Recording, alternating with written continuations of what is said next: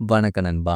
இன்னைக்கு சன்ஹேங் எஸ்ஹெச் 598ல என்ன வீடியோ பத்தி பார்க்க போறோம்னா, டேட்டா ட்ரான்ஸ்ஃபர் அதாவது நம்மளோட மார்க் எல்லாத்தையும் எப்படி மாத்துறதுக்காக இந்த எஸ்ஹெச் 598 சுன்ஹேங்ல எப்படி குடுத்துருக்காங்க அப்படின்னு சொல்றத தான் பார்க்க போறோம். ஸோ எந்த ஸ்க்ரீன்ல இருந்தாலும் மெனு கிளிக் பண்ணுங்க. உங்களுக்கு இங்க வந்து அதர்ஸ் அப்படின்னு ஒரு ஆப்ஷன் வரும். தெரியுதுங்களா? 10வது இந்த அதர்ஸ்ல வச்சு இந்த மாரி சைட கிளிக் பண்ணா, உங்களுக்கு இங்க வந்து டேட்டா டிரான்ஸ்மிட்ன்னு இந்த மாரி ஆப்ஷன் இருக்கும். இந்த டேட்டா டிரான்ஸ்மிட்ல ஃபர்ஸ்ட் பாருங்களேன். ரோம் டூ எஸ்டி கார்ட் அப்படின்னா என்னன்னா, ரோம்னா இதோட சிஸ்டமோட ஸ்டோரேஜ்ன்னு அர்த்தம். அதாவது நம்ம செல்லுலாம் வாங்கும்போது பார்த்துருப்போம். 8 ரோமு, 10 ரோமு, 16 ரோம் அப்படின்னு. ஸோ அது எல்லாம் என்னன்னா, செட்டுல இருக்குது. ரோம்னாவே எப்போதுமே செட்டுல உள்ள மெமரி ஓகேங்களா? செட்டுல உள்ள மெமரி தான் ரோம்ன்னு சொல்லுவோம். எஸ்டி கார்டுனா நம்ம போடுறது. அடிஷ்னலா நம்மளுக்கு ஏற்ப இங்க வந்து 12 ஜிபி, 8 ஜிபி, 4 ஜிபி, 16 ஜிபின்னு போடுவோம்ல. அந்த மாதிரி உள்ளது தான் மெமரி கார்டு. இப்போ ரோம் டூ எஸ்டி கார்டுனா உங்களுக்கு என்னெல்லாம் மார்க் இருக்கோ, அத வந்து ரோம் டூ எஸ்டி கார்டுல கிளிக் பண்ணீங்கன்னா, இருக்கிற எல்லாமே ஓகேங்களா? ஸோ எல்லா waypoint, route, track, mark, line எல்லாமே இதுக்கு வந்து ட்ரான்ஸ்ஃபர் ஆயிரும். ஓகேங்களா? அடுத்து எஸ்டி கார்டு டூ ரோம்னா, உங்களுக்கு எஸ்டி கார்டுனா மெமரி கார்டுல இருக்கிற எல்லாமே ரோமுக்கு மாறிடும். அதாவது உங்கள் செட்டுக்கு மாறிடும். மெமரி கார்டுல இருந்து எல்லாமே செட்டுக்கு மாறிடும். ஸோ மறுபடியும் சொல்லிக்கிறேன். ரோம்னா வெறும் செட்டுன்னு நெனச்சுக்கிறேங்க. செட்டுல இருந்து மெமரி கார்டுக்கு மாறும் ஃபர்ஸ்ட் ஆப்ஷன்.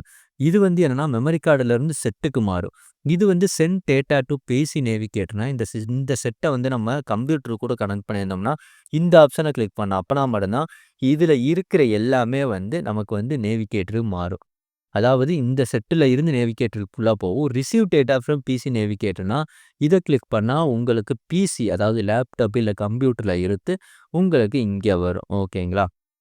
அதுக்கப்புறம் use FAT32 SD card to convert அப்படின்னா, இப்போ நம்ம ஒரு மெமரி கார்டு வாங்குறோம்னா, சில இதுல வந்து 2 வகையான ஆப்ஷன் இருக்கும்.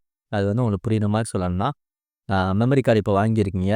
புதுசா வாங்கியிருக்கீங்க. சில பேர் அந்த மெமரி கார்ட போட்டு மார்க் ஏத்துவாங்க. ஏறாது. என்ன ரீசன்னா, அந்த மெமரி கார்டோட ஃபார்மட் வந்து என்டிஎஃப்எஸ் அப்படின்னு சொல்ற மாரி ஒரு ஃபார்மட்ல இருக்கும். அப்படி இல்லன்னா FAT32 2 ஃபார்மட் வந்து மோஸ்ட்லி யூஸ் பண்ணுவோம். அதிகபட்சம் எல்லாரும் என்ன யூஸ் பண்ணுவாங்கன்னா, FAT32 தான்.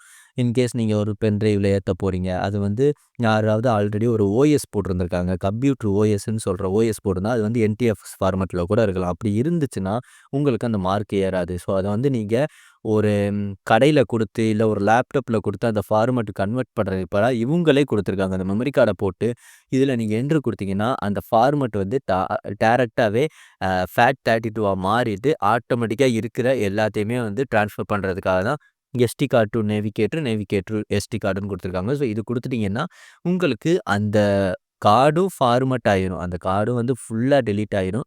உங்களுக்கு ஆல்ரெடி எந்த டேட்டா இருந்தாலும் வராது.